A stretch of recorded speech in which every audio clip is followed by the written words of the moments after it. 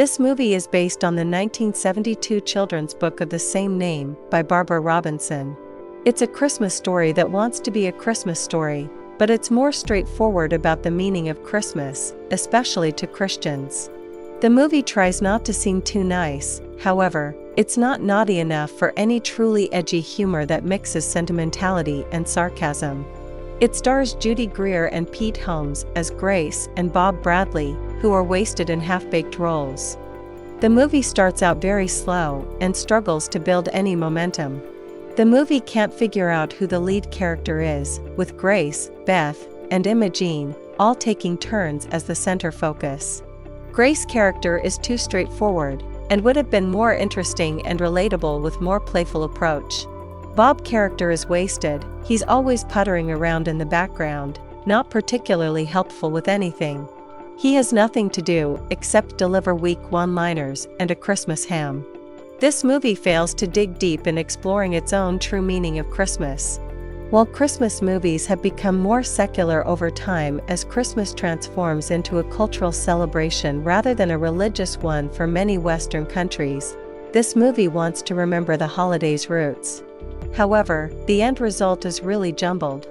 The movie tries to strike a tone similar to other iconic Christmas movies, using the same framing device of an older narrator describing their childhood and the whimsical way the story unfolds.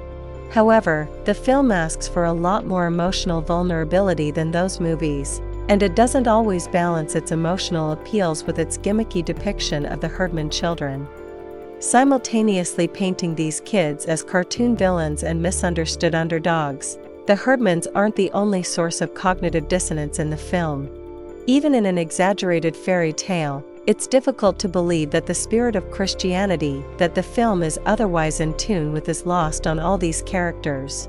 The movie is not interested to explore the whos and whys of the Herdmans apart from the labels and stigma the script puts on them. They simply begin as antagonists and become the sympathetic heart of a tale the movie wants to tell. Instead, it's the story of Beth, who is one of the many kids who see the Herdman children as pests, and her mother Grace, who takes over directorial duties for the pageant. The characterization of the antagonists and the one-dimensional hatred of a group of children is really strange. Surprisingly, the film chose to make practically the entire town against the Herdmans. While these kids are naughty, they're also impoverished, and it's well known that their parents are absent. Even in an exaggerated fairy tale, it's difficult to believe that the spirit of Christianity the film is otherwise in tune with is lost on all these characters. This is actually not a funny story.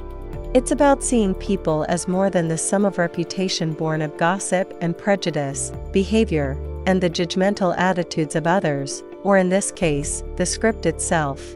Even the script focuses too much on what discovering basic empathy means to everyone except the Herdman kids. The movie refuses to critique the failures of the community while being comfortable punishing the Herdmans as outsiders throughout the story.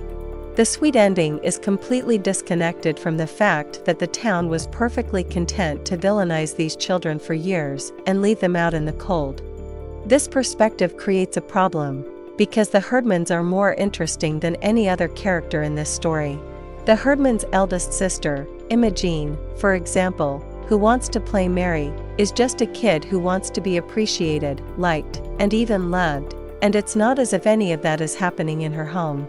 The movie possesses a not-so-subtle religious angle to it, and that too keeps the Herdmans and their countless, mostly unexplored issues at a distance.